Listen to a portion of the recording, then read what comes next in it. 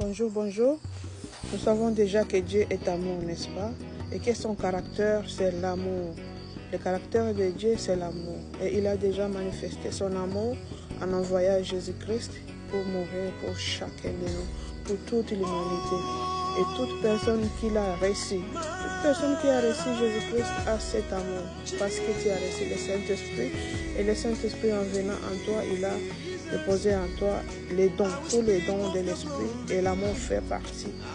Et aujourd'hui, je peux parler quelques versets que nous allons lire pour confirmer que vraiment nous avons l'amour de Dieu.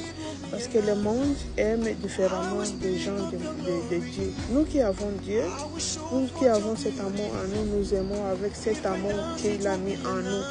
Nous allons les lire dans les livres des Romains. Le livre aux Romains, chapitre 5, verset 5, ça nous dit ceci. Or, l'espérance ne prend point parce que l'amour de Dieu est répandu dans nos cœurs par le Saint-Esprit qui nous a été donné. Nous avons compris tous. Donc, le Saint-Esprit nous a été donné lorsque nous avons reçu Jésus-Christ. Et le Saint-Esprit nous a donné cet amour-là. Donc, nous avons déjà cet amour en nous. Nous n'allons plus prier pour dire « Seigneur, donne-moi ton amour, Seigneur, donne-moi ton amour ». Non. L'amour est déjà en nous, c'est à nous de le sortir, c'est à nous de le manifester. N'oublions pas que nous sommes la lumière du monde. C'est comme ça que nous allons maintenant aimer avec cet amour. Parce que le monde aime différemment par des sentiments, par la vue. C'est un amour qui est temporaire. Aujourd'hui, une personne te dit qu'il t'aime, mais après quelques mois ou même 2 semaines, quelques jours, il te dit qu'il ne t'aime plus. Et si vous êtes dans un couple, il va te quitter, il va te dire que je ne ressens plus cet amour, oh, on ne s'attend pas bien. Donc, ce n'est pas l'amour, c'est pas l'amour. L'amour de Dieu est sacrificiel. Dieu nous aime, Dieu nous a aimés et il a donné. Quand on aime avec l'amour de Dieu, c'est vraiment différent.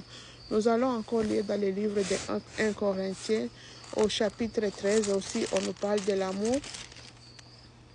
On nous parle de l'amour. Ça dit ceci, 1 Corinthiens 13, et je vais le lire dans ma version, ça dit la charité, mais c'est toujours l'amour. Au verset 4, on nous dit ceci, 13, 4, on dit, la charité est patiente, elle est pleine de bonté, la charité n'est point envieuse, la charité ne se vante point, elle ne s'emplit point d'orgueil, elle ne fait rien de malhonnête, elle ne cherche point son intérêt, elle ne s'irrite point, elle ne soupçonne point le mal, elle ne se réjouit point de l'injustice, mais elle se réjouit de la vérité. Elle esquisse tout, elle croit tout. Elle espère tout, elle supporte tout. Le verset 8, c'est ça que je voulais souligner, que la charité ne périt jamais. L'amour ne périt jamais. L'amour de Dieu ne périt jamais. On a toujours cet amour. C'est un amour qui est éternel. Même dans les relations de couple, c'est avec cet amour maintenant que tu vas apprendre à aimer ton mari ou ta femme. Parce que si tu l'aimes par des sentiments, tu vas l'aimer quand elle est encore jeune, tu aimes comment elle est, sa beauté et tout. Mais quand elle va arriver à un âge où tous les traits physiques sont partis, comment tu vas l'aimer? Tu vas dire que tu l'aimes plus? Non. Ici, on nous dit que l'amour ne périt jamais. L'amour demeure, l'amour de Dieu.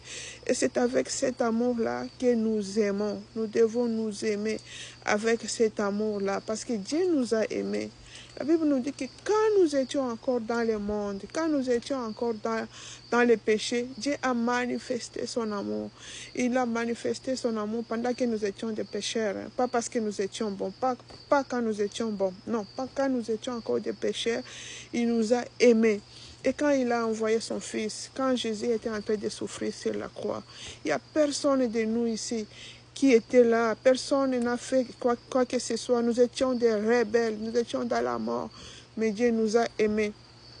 Et quand nous avons maintenant reçu, quand nous l'avons accepté comme maître et sauveur de nos vies, il a aussi répandu cet amour pour que nous puissions aussi aimer comme ça. Parce qu'on nous nous dit que nous sommes les sels du monde. Nous sommes la lumière du monde. Ça veut dire que Dieu continue à agir maintenant en nous. Dieu continue à faire son œuvre ici sur la terre en nous, par son Esprit Saint.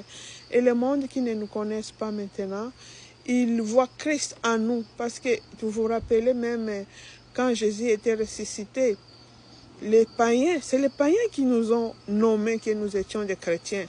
Ils ont nommé les disciples que ce sont des chrétiens à Antioche parce qu'ils ressemblaient à Christ. Et nous aussi, c'est la même chose. Nous aussi, le monde doit nous voir et voir Dieu en nous. Nous devons manifester cet amour-là. Dans les relations aussi, les relations de couple, pour un couple chrétien, l'amour là, c'est l'amour de Dieu. Avec l'amour de Dieu que tu aimes ton mari ou ta femme et vous vous supportez jusqu'à la fin, jusqu'à ce que la mort vous sépare. À ceci, je vous souhaite vraiment une bonne journée et toujours encore, et toute personne qui n'a pas encore reçu Christ, je t'invite à recevoir Yoshua pour qu'il puisse aussi répandre cet amour-là en toi. Que Dieu te bénisse. Amen.